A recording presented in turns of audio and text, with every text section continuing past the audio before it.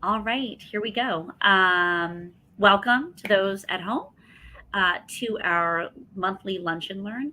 We normally do a lot of victims' rights um, information during our Lunch and Learns because there's so much information to know. Unless you're really like involved in victims' rights, some of the stuff just really doesn't come to you naturally. It doesn't come to you naturally unless you're really in it. But this month is a little bit different. This month is Bereaved Parents Month. There's also a Bereaved Parents Day, and so we really wanted to give Roberta, our founder, Roberta Roper, the floor today to really kind of share her story, kind of share some things that you can use, some tools both for those who are missing a child, and for those who are trying to support a person that is missing a child. So just kind of all that good information. So without further ado, Joanna and I are here to kind of support the Roberta Show today. So with that, I'm going to just jump right in. Roberta, do you want to just go ahead and give us an introduction of your story, kind of how we came to be where we are? Well, very briefly, I characterize that time 42 years ago as the Dark Ages because when our daughter Stephanie was kidnapped, raped, and murdered, um, there were no victim advocates, there were no rights for crime victims, there were no support services. Counselors, therapists didn't know how to provide and meet the special needs of families of homicide victims, and we were on our own. And there were so many issues that we faced. Uh, Being shut out of the whole process of the criminal justice system, being unable to observe the trial, to bear witness to the fact that our daughter lived and was loved, and her life mattered, was a devastating blow. And we had four surviving children. And we came to the conclusion, that is, my husband and I, that um, Stephanie didn't have a choice, but we did. And if we had to find a way to give our children hope, we had to do whatever was in our power to improve the treatment of crime victims, both in rights and support services. And so we became incorporated as the Stephanie Roper Committee and Foundation in late 1982, 1983. And from the very beginning, I looked for opportunities to go to conferences and workshops about peer support groups based on the fact that there were no professional therapists who could help families like our own. And so eventually I developed a relationship with a woman who was a therapist, and she helped us form the first support group in those fledgling days. I participated in that, though I didn't facilitate the group until 2002, when we became the Maryland Crime Victims Resource Center, and the person who was then facilitating resigned, and so I took over and have been doing it for the past 22 years. It has been a rewarding experience that no words can really describe, because you see people who had absolutely no hope, um, and you empower them to find a way to live a good life in after having suffered such tremendous loss and pain and injustice in many cases. And you know, I often talk about a quote from the British writer C.S. Lewis, who lost his wife, and he wrote, "When you lose a loved one, it's like a leg is amputated, and you never get that leg back. And the wound may heal, but you're always aware of the absence of that leg. And you may walk forever with a limp." And I can testify to that. And as I think virtually every parent who's had a child taken from them, you don't live a day without remembering who was not present in your life physically. And Stephanie's murder certainly left a giant hole in her family's life, all of our lives. And, so it has been my privilege not only to work for the passage of victims' rights laws, but all the support services that crime victims need. People say, well, how long do you have to grieve? Well, essentially, it never ends, because there are just so many things going on. But at the same time, it does diminish eventually. The intensity of the pain and suffering uh, becomes less, and you find, and I tell people, find whatever it is that you have a passion for that you can do, and do that in tribute to your loved one. Live the best life you can. Thank you so much for that, Roberta. And I definitely must say that it is it is so amazing to kind of see you just kind of make some light out of the darkness that has come into your family. And I think that since I've been with the organization, like, we meet more and more people that are like that, and it's such an amazing feat.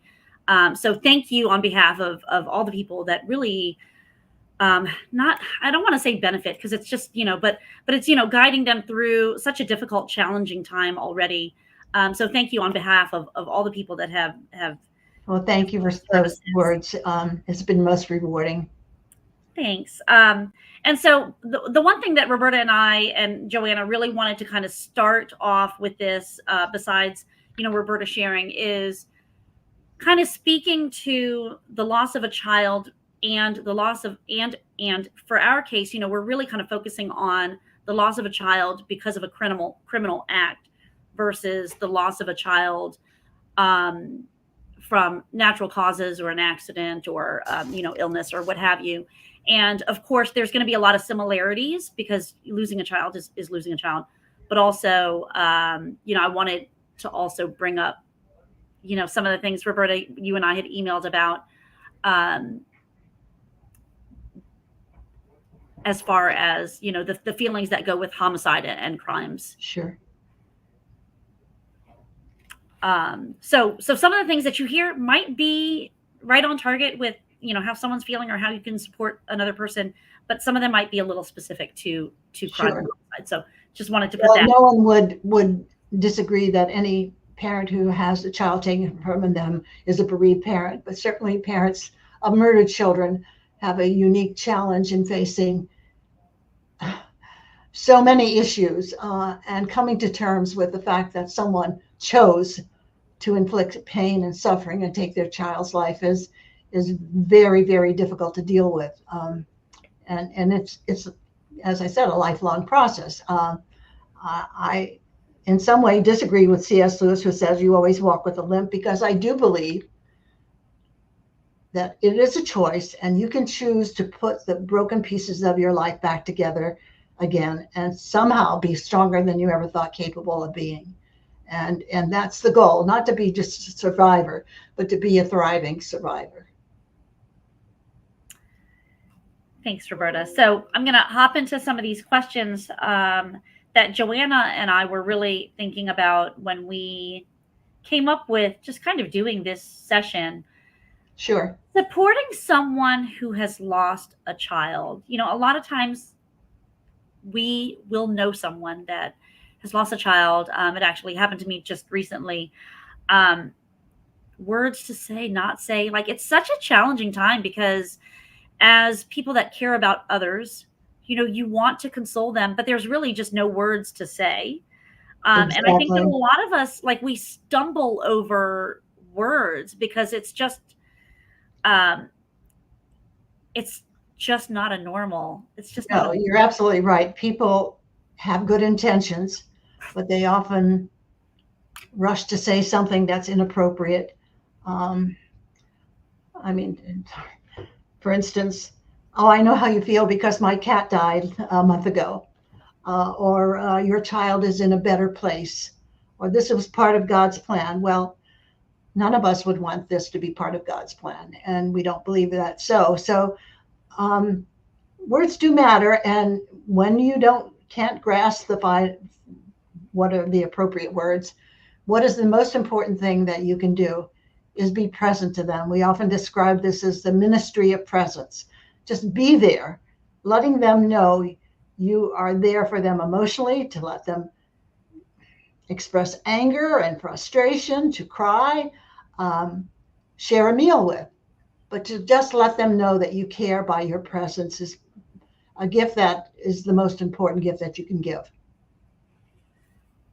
Thanks for that, Roberta. And yeah, I mean, I mean, food is always my answer. I'm a gift food if Sure, they're close enough. You know, that's and right. I think that also, when you are bereaved, Lord, you just, you're not practicing that self-care anymore. No, and Like that's a eating. good point, because you should treat yourself like you're in intensive care, because you need to uh, physically, emotionally, and spiritually take care of yourself, and do it as long as you need to do it. People, unfortunately, our society doesn't deal with any death in a good way. I mean, there's the expectation that maybe you have a couple of weeks or a month, and then you're supposed to be returning to your old self, and you will never be that old self.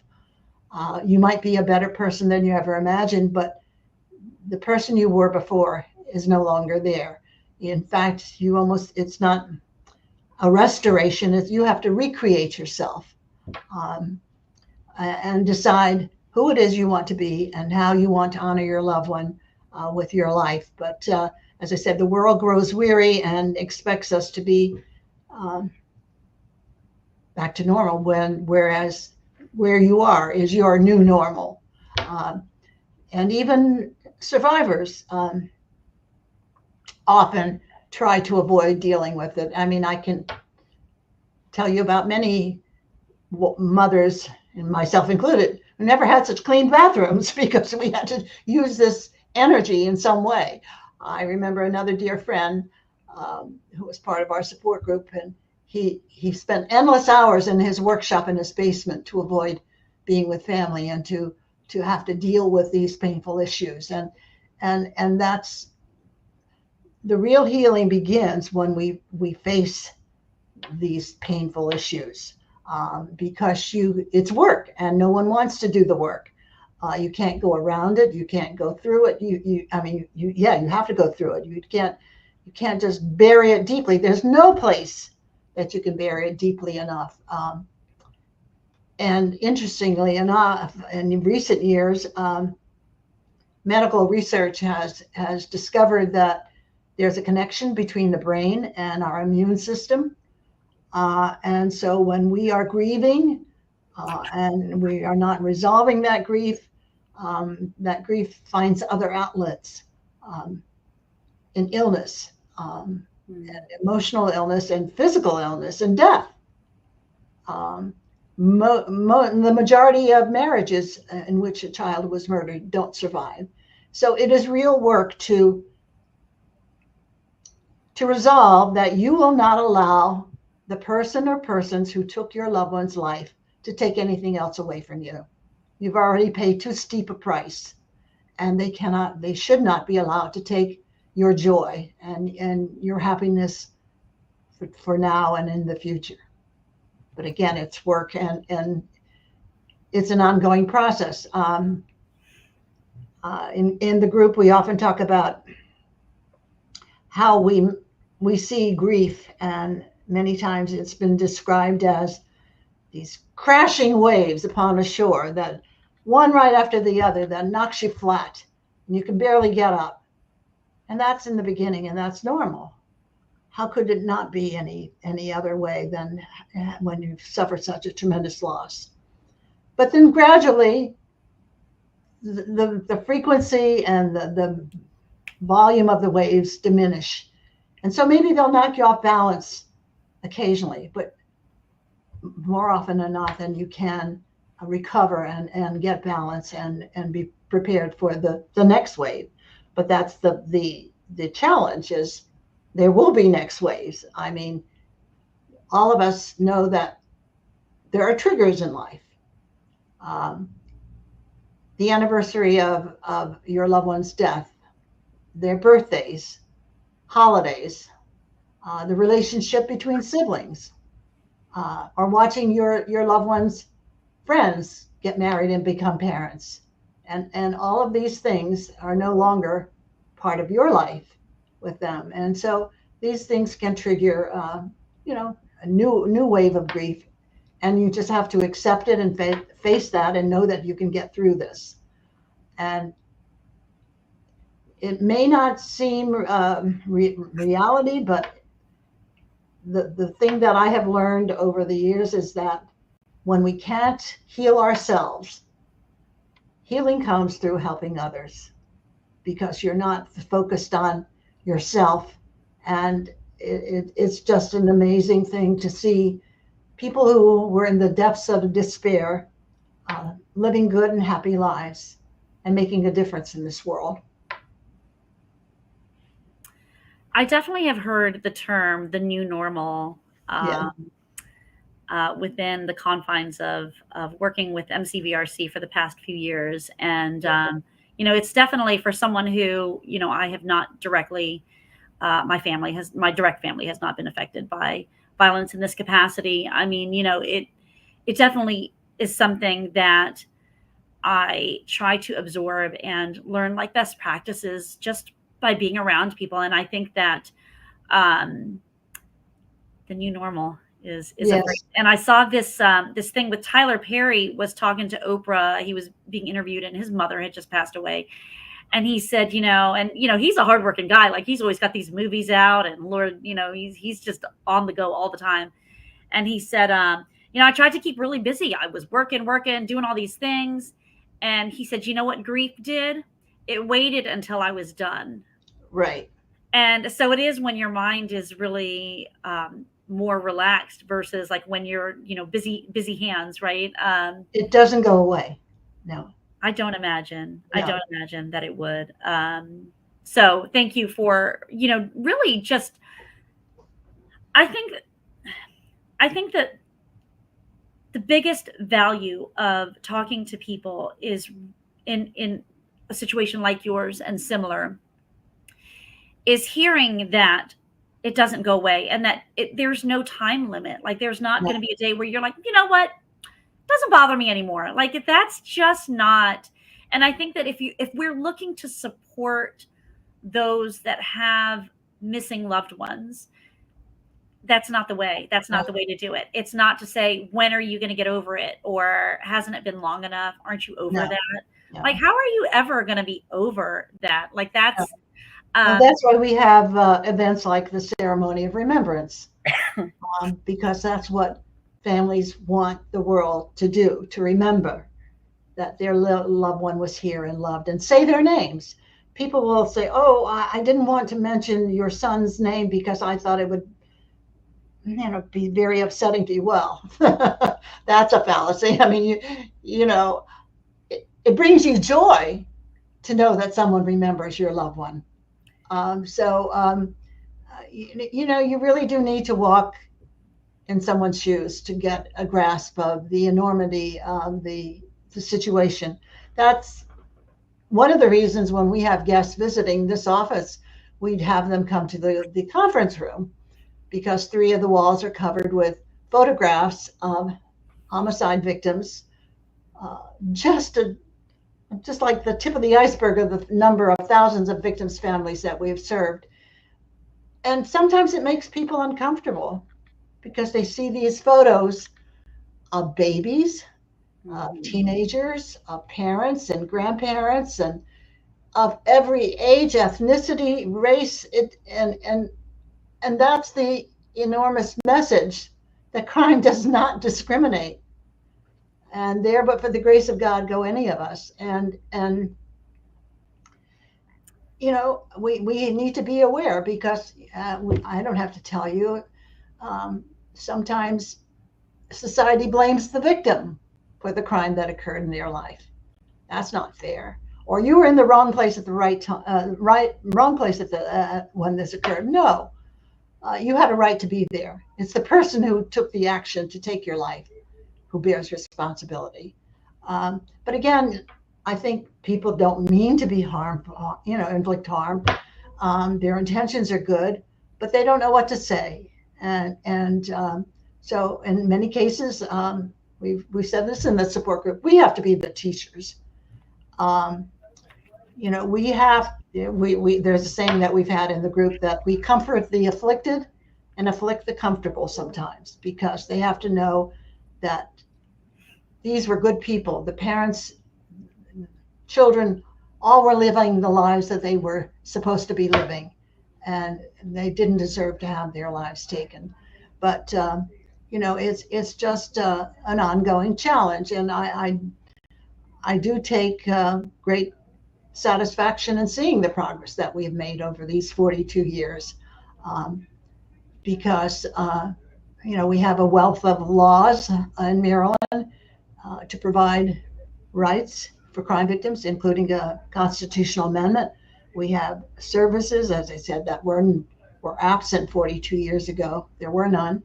And that's reflected across the United States.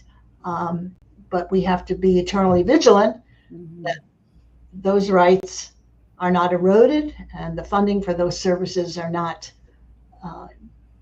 diminished, because obviously we all know there's the major funding for victim services is called the Victims of Crime Act, VOCA. And every year we see that challenged by others who see this pot of money and say, oh, we have a good cause. Well, no, the money was taken from fines upon convicted offenders, not from taxpayers, to help pay for the services for crime victims. So it's an ongoing process, and as I said, we have to be vigilant and make sure that we reach everyone who needs our help. Yeah, definitely. And so I wanted to go back to, I did see that, Joanna. I wanted to go back to just really quickly to when you were talking about holidays and not bringing up someone's name. Like, I really want to make sure that we're focusing on how to support people, parents that are bereaved. Right. Bring up their name. Yes. Right. Bring up their name. And I should clarify that, one size doesn't fit all. Of course. We can follow or absorb some of the suggestions, coping mechanisms from each other, and that's the value of the support group. But ultimately, we have to find our own way. And one is not absolutely right, and the other is not absolutely wrong. We have to find the one that fits our needs, our family's needs. And so, in anticipation of the holidays, beginning before Thanksgiving, the support group spends time about how are you going to be thankful when that chair is empty at this Thanksgiving dinner. And again, there isn't any right or wrong way, but it's preparing yourself for those difficult times, anticipating and preparing your family. And again, this is an individual choice, but some parents will totally, abandon the old observances, the holidays observances, and choose to do something different. In my family, I don't even remember how we navigated that first holiday, but ultimately it was preserving our family traditions that was the glue that kept us together. And again, you have to find the right way, but it's a series of preparations. And again, you pick and choose what is right for you. And that's the benefit of being in the support group. And that's where our group is unique. And because we not only welcome people for whom the crime is recent and their grief is raw and painful, to those who have had 20, 30 or more years since their loved one was taken. And I always remind the group that the group doesn't belong to MCVRC, it belongs to them.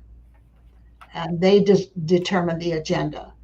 And rather than having a group for new survivors versus, for lack of a better word, veteran survivors, they wanted to be together because they said that those who have had a long passage of time feel that it's a way that they can give back to their fellow survivors, and they are always learning something new. So that's the benefit of the group, and we have some wonderful leadership within our support group. So let's back up to our support group. Do you want to share our support group info here, insert here, and then we can go into talking about support group as well. So what would you repeat that? Sorry. Do you, share the information on when people can go into our support group. It's once a month. Okay. Yes. Well, COVID and the pandemic changed everything, and I don't believe for the better. In terms, because the support group used to physically meet in our office here in Upper Marlboro every other Tuesday, and after the pandemic, or at the waning days of the pandemic, we began doing Zoom. And while Zoom is a wonderful vehicle to communicate, it is no substitute for meeting physically together in a room. And certainly it has made facilitation very challenging because you don't know who's going to show up. But we meet once a month now on the first Tuesday of every month, beginning at 7 p.m. here in the Upper Marlboro office. And if you're going to participate via Zoom, you'll be getting an announcement and a link to do that. And you have to notify our staff member who is coordinating that, so that we recognize that it's a legitimate person who wants to participate. And we continue to do that. But as I said, it's been a bit more challenging, and we're hoping to perhaps get to a point where we will exclusively meet physically here in the office. But people, well, they're always profuse in their gratitude to having an opportunity, because despite the initial support families receive after a homicide or any death, that goes away in a couple of weeks. Everybody goes back to their regular lives. And the people who have had someone murdered are just beginning their journey. And they often feel very isolated and alone. They often feel like they're going crazy. And even loved ones don't want to hear their painful stories. So, that's the value of a support group. We tell people, short of the abuse of alcohol and drugs and profanity, anything can be said and done in the support group, because it is a safe, comfortable place in which you can express anger, frustration, tears, and laughter. And we do all of those. And no one makes a judgment about any other person. And in comparison to the rest of society, everyone in that room knows what you're going through and understands this and is patient. So our support group is specifically for homicide. If there are bereaved parents out there that need other support groups, they are available. I know that I did a little deep dive when we were preparing for this particular Lunch and Learn, and there are support groups for all types of bereaved people. Sure. Not just parents, but I mean bereaved people. Our support group is homicide specific, but not relationship specific. So it really could be any type of connection, parents, grandparents, aunts, uncles, cousins, brothers, sure, sisters, what have you. So, finding the right support group is important. The other one that I found that I didn't know about, that Roberta knew about, of course, was the Alive Alone, which is bereaved parents, and they lost their only child. They're actually having a conference, their annual conference. It's up in like Dulles or Chantilly, Sterling, yes, in that area in July. So if that is helpful to anyone that is watching at home, please look at that. It's called Alive Alone, for a bereaved parent that lost their only child. So it sounds like there's a lot of resources that are available now, particularly as self-care is more and more important these days. Roberta alluded to the fact that when this first happened to her in the 80s, like self-care wasn't even like two words that you put together. No. It wasn't, mental health wasn't a thing. There wasn't a whole lot of counselors. There wasn't, times have changed, and although I do think that Zoom assumedly took away a lot of the in-person connections, it's also allowed people that are out in Western Maryland or Eastern Shore, kind of on the outskirts Sure. of bigger cities, to participate, which I think is amazing, because I recently went to something that was in a not so close to the city space. And, the resources are just not available out there. And so finding a support group that is nearby and in person in counties where there's not a whole lot of reported crime, there's not a whole lot of resources. There's, at least they can grab Zoom, and I think that is such a Exactly. in That's itself. So, I mean, that's the only positive that has come out of that's the positive. COVID at Exactly. that point, that people that were once untouchable are now, being able to heal and provide resources in a virtual way. Sure. So just wanted to add that. And then, Joanna, did you want to read that question? Yes, we had a question come up in the chat, so maybe you can address it, Roberta. Okay. And so the question is, are there warning signs a person should look for in themselves to let them know they need outside help?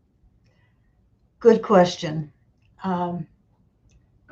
When grief becomes complicated, and when you find yourself unable to perform the routine activities and responsibilities of daily life, it's time to seek medical help. Um, uh, I don't think there are any survivors of homicide victims who don't experience a brief episode of PTSD, post-traumatic stress disorder. But for some, it becomes a disabling part of their life.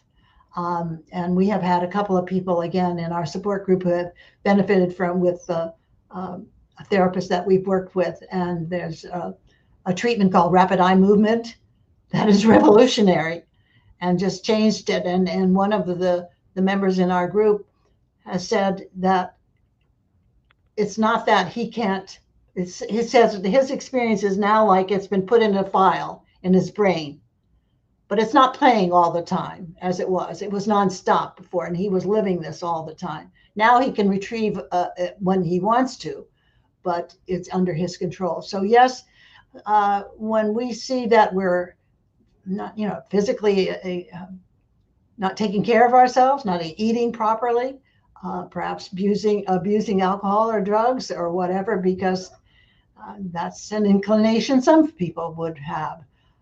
You have to kind of, again, treat yourself like you're in intensive care, and don't feel that there's any shame associated with that, but seek the help you need. And there is help for all of those things. And that, again, wasn't available years ago. So I hope that's helpful.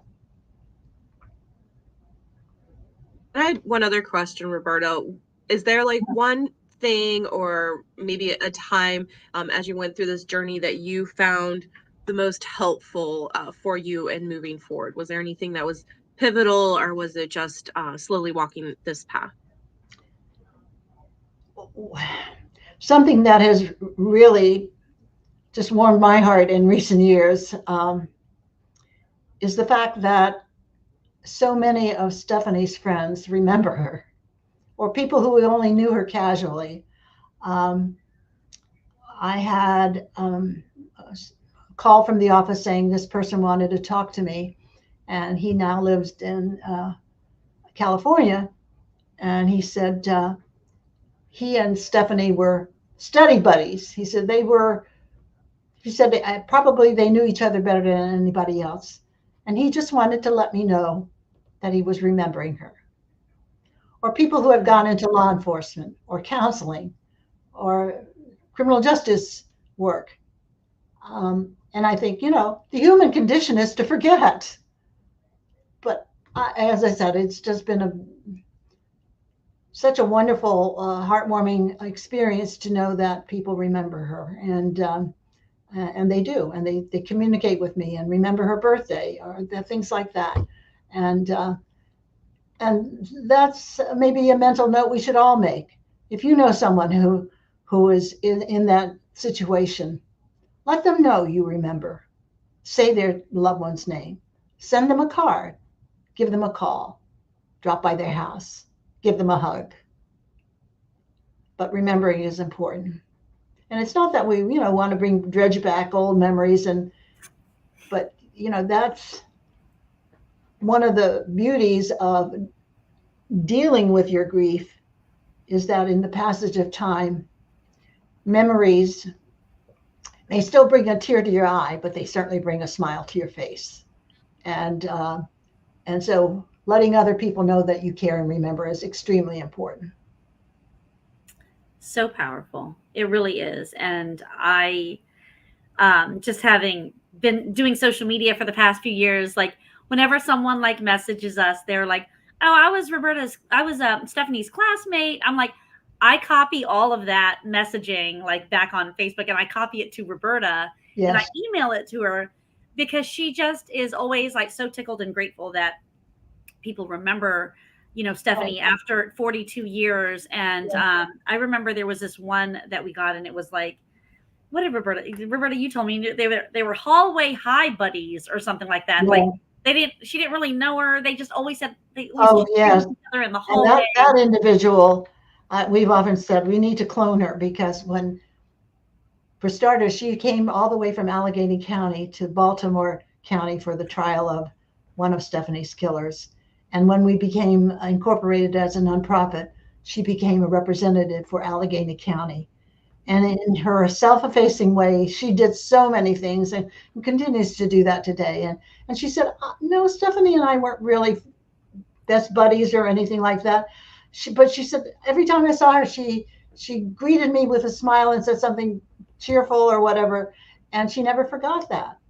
And so, our actions and our words matter. And despite the horror of some of our experiences, we must always remember the good that we see in people today. I mean, the people that reach out to us and help us. And sometimes that's a hard thing to do.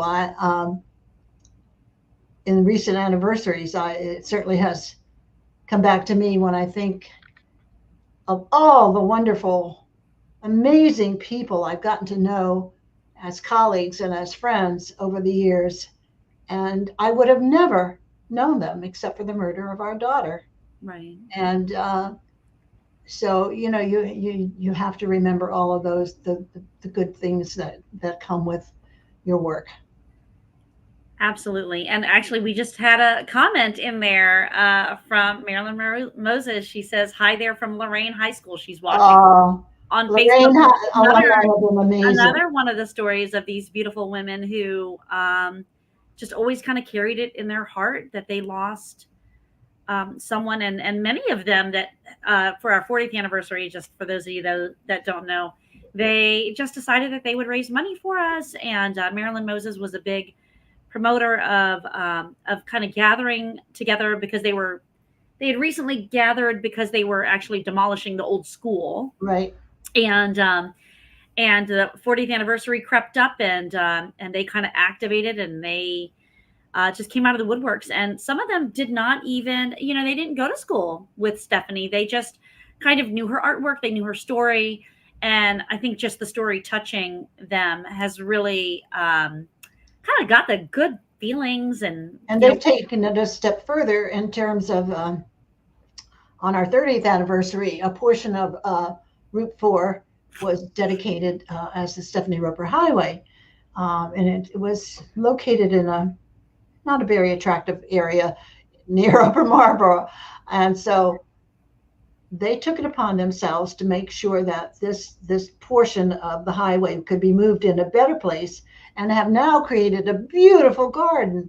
And not only paying tribute to Stephanie, but 6 other Lorraine alumni who died as a result of homicide. So what a wonderful act of caring and concern. And I think it was Marilyn who recently, just in the spring, stopped by to see how it was doing. Yeah. She wanted to, take a picture, and a police officer came behind her and wanted to know what she was doing, and she told him, and then this police officer then went on to tell her all he knew, and he said, "Oh, we take good care of this place. We make sure it's taken care of." So again, a reminder of the goodness of people.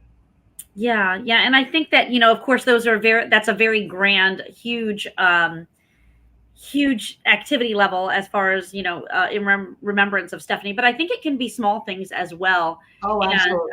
And I share things about having lost my mom, and although I did not lose her to homicide or a crime, I remember just a little small thing that happened to remember my mom is that I just really, like you said, I just hadn't really thought that anybody had thought of her since she passed. Like I really hadn't. And one of my cousins came to me and said, "Your mom's meatballs. We always had them and it wasn't even my cousin, it was his wife. But my cousin my mom had always made these meatballs just the way that my little cousin liked it. And she used to call him No Way. I don't know. He used to say No Way all the time. And so she's like, I have to make No Way meatballs. And that's what she called them. That was the name of the dish. And so his wife, years later, calls me, "I really need to make No Way meatballs for his birthday." And I just I started crying. I was like, wow, and it's those little tiny things to let people know that you're thinking about them is enormous impact. Yeah, absolutely. So I just want to share something small. Not everybody has to do the big gardens on the state highways. That's right. It can be something little. And we even talked about gathering at Thanksgiving and saying what their favorite dish is, or, just bringing up memories, I think is such a great thing. And although it does make you think that you're missing that person, it also brings them to that day, right. Which is so extremely important as well. Well, in the support group, we have talked just about that, and that, ultimately, you have to decide how you're going to live the rest of your life. Surely we would love it if you supported and volunteered with our organization, but perhaps that's not a good fit for you. And when we say, go to work in a soup kitchen, help a child, feed the birds, take care of the environment, whatever it is, do something. Make a donation somewhere, right? Right. Just throw money at it. Throw money at a cause. That's right. And every action can make a difference. Absolutely. Absolutely. So just getting more into the support group, I think we wanted to share, you had shared something about rapid eye movement, the therapies that are just so, I don't know, they're just so new and innovative. But we also have a support group. I mean, a program. Joanna, did you want to share about that? Just to tack into the support group. Yeah, so in addition to the support group, we now have a program where we're offering individual counseling. So it is a grant-funded program where we administer it. We have a contractor, Safe Harbor Behavioral Care, that has offices across the state. They're as far north as Fredericksburg, as far south as Waldorf, and cover the area entirely between DC and Baltimore. And then we also have the capacity to do virtual appointments. So for people in Western Maryland who don't want to make the drive, Eastern Shore, that type of thing, so that we can get people into individual counseling. And so that's if you are suffering because of a loss of a child or a sibling or whatever due to homicide, that is something we can help. And it's actually open to all victims of crime. So, if you are the victim of domestic violence, anything like that, you are also eligible to participate in that service. So we're very excited. We just started at the beginning of June. We already have over 50 people enrolled in our counseling program. So that's exciting. So we're really excited about the outreach that we have there. So please call our office or go online to our website, mdcrimevictims.org. Do an intake form and indicate that you're looking for counseling. Yes, that's wonderful. Yeah. And I think that, the other thing, with self-care and kind of getting that mental health that so many people you need, and, so many therapists are not receiving new clients. Unfortunately, it's trending. I mean, it's great that people are getting the care that they feel that they need, but also it kind of leaves other people that need it as well. And so it's great that we have this program that's relatively in-house, that we can refer people to, and they are accepting new people. So I think that it's a great opportunity, and also for those that are possibly underinsured or uninsured, it's an opportunity to kind of like hop into to get that help. And then I just want to do a little plug for my Paths to Healing, which we recently had the Healing with Horses, which is the Paths to Healing program that we have. It's quarterly. You come out once a quarter and learn about different ways to heal that are not that traditional therapist. There's so many different ways to go about healing now, and kind of visiting your feelings and being prompted into discovery. And so we did Paths to Healing just at the end of, oh gosh, what month was it? June? I think it was the end of June. I feel like the summer's end of June, yes. Like, what month is it now? I don't know. We've also done the art therapy. We did art therapy, yep. And we did, which totally made me think of Roberta and Stephanie, because they're art majors, and just kind of a way to get your ideas, out and onto a canvas. We did music therapy. And then I am working on something for yoga therapy. It'll be for all people. The yoga therapist will be working on things where people that are less flexible can still kind of go through the feelings and the emotions of moving your body and kind of attaching your body to healing. And so we're excited for that. So stay tuned on our social media. Our newsletter sends out information. Yeah, that's one thing we should encourage people to access our monthly newsletter for current events and future events to plan for. So yes. And so if you are not receiving our newsletter right now, you absolutely can grab it. If you go to mdcrimevictims.org, MD for Maryland, crime victims with an S on the end.org, you can just go over to newsletters and scroll down, and it'll say sign up for our newsletter. You literally, all you have to do is throw your email in there and submit it, and then you'll receive the new one that we're working on now. They're sent out at the end of every month, just to wrap up our month. But it always has like our events and things that you can participate in. So if you're not a big social media person like Roberta, I always have to copy things to her. Just know that you can grab that information there. All right. Any other things that we wanted to talk about as far as support group therapy? Any other items? No, now's the time. And bereavement, other organizations. I know that House of Ruth, I think, does a support group as well. Roberta, do you know of other support groups that are in the area? Unfortunately, some of them are no longer providing services, but there was a time when the Baltimore County State's Attorney's Office had a support group, but that's no longer in progress. But I think people should do a search, whether it's the Network Against Domestic Violence or Coalition for Children. Just do the research and see, because if all else fails, come to us about the mental health accessibility. And we actually just got a comment that the Frederick County State's Attorney's Office, they're also promoting our new grant opportunity there in Frederick County, as far as our therapy group. So that's fantastic. I mean, I definitely love hearing about the outskirts kind of receiving resources that they need. That's always unfortunately, any of these that, like, especially from State's Attorney's Office, require a huge commitment from people who have to volunteer a lot of time to make them work. And I know there was one in Howard County too, but I don't know that that's functioning any longer. But anyway, and if people are looking for things across the country, I mean, there is a national organization for victim assistance, NOVA, and the National Victim Center, who also can connect you with resources across the country, because we have had people who've come to us. This one father was part of our group. He and his wife divorced, and the son decided to live with his mother in California, and very shortly after that was murdered. California victim advocates gave him a referral for us, and so it can go both ways. And so if all else fails, call us and we'll see what we can do to help you. Yeah.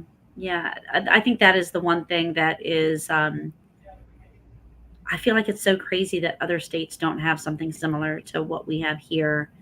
I just can't even imagine going through the process and trying to find your way. Yeah, well, as I said, it takes an enormous commitment, and I think of that every day. There were days in our, throughout the years when you think, are we going to make it? Are we going to get sufficient funding? Because we're very dependent upon state and federal funding, and we try to do the fundraising, the separate fundraising, but it's a challenge because we're one of many good causes, and but somehow we have a team of staff who are really dedicated, and for that I am truly grateful for every one of you. Thanks, Roberta. And I also wanted to put a plug in for our ceremony of remembrance. Roberta alluded to it earlier. It is coming up. So our ceremony of remembrance, we have a garden of remembrance that is at the Prince George's County Courthouse. Roberta, you just chime in whenever I do say Right. something wrong. It is a beautiful little space where there are personalized pavers that have people that have been lost due to crime. You can order a personalized paver that is installed at the location, and we go out every year and do, prayer, a little gathering. There's a tree that people hang hearts with their loved one's name on it. And there, some readings and some music. We used to do a balloon release, but we now just sign the balloons. We don't release them because of environmental concerns. But that garden too is a product of a cooperative product from so many entities. The administrative judge in Prince George's County, Maryland Capital Park and Planning Commission, a couple who are part of the support group, who are architects who do up the plans for it. The Maryland Department of Corrections, whose inmate population made some benches for our garden. And then the husband of one of Stephanie's classmates, who has a landscaping design business, did all the planting and the gardening. So it's a lovely spot where people say they can go just to have some quiet and solace, and even when it's not the ceremony of remembrance. So it's a really lovely garden, and it'll be here long after we're gone. Yes. And so that event is coming up quickly. It is actually on September 21st. So we gather there, and then there's usually a little after gathering that A reception, yeah. a reception. Thank you. I'm at a loss for words today. It feels like a Monday, but it's not. And I just wanted to chime in real quick about the ceremony of remembrance. If people are interested in pavers, the last day to do that is Friday. So it's coming up quick. So please let us know, because we do need to order them. Coming up quick. So I'm going to grab this. Let me just grab this link and drop it in this box over here. That's what I was stumbling over words here. So the ceremony of remembrance, it is coming up. It's September 21st. It'll start over at the courthouse. We then move on to wherever the reception is being held. I am unsure of where that is at this moment, but as we get closer, of course, we'll tighten up those things. We've got a couple months to go. It's a great opportunity to kind of, if you want to meet other people that are kind of in the same place as you are, if you've lost a child or person to crime. If not, just being there and just being in a place where people understand you. Like, you don't even have to come in and be social. Maybe you just come in and take in, what the observer, yeah. Either way is fine with us. No pressure, but it is an opportunity to kind of engage if you wish to do that, or have your loved ones, name memorialized somewhere. I think is a huge thing for a lot of people, just to have their name kind of like there. right. So please feel free to grab that link. I dropped it in the box. And if you need any information, you can just reach out to us via email, social media, whatever. I'm on the back end of many of those along with another person. And so, I'll try to respond back as quickly as I can if you have questions. And if you have questions on our support group, I believe there's also, let me see if I can grab that link too. You can also, send a message out to us and we'll see if we can get you involved in the support group if you feel like that's something that would benefit you. Let me grab this link. Here we go. And here's the link for the support group. Sorry, guys. Trying to make sure all the information is in the chat box there.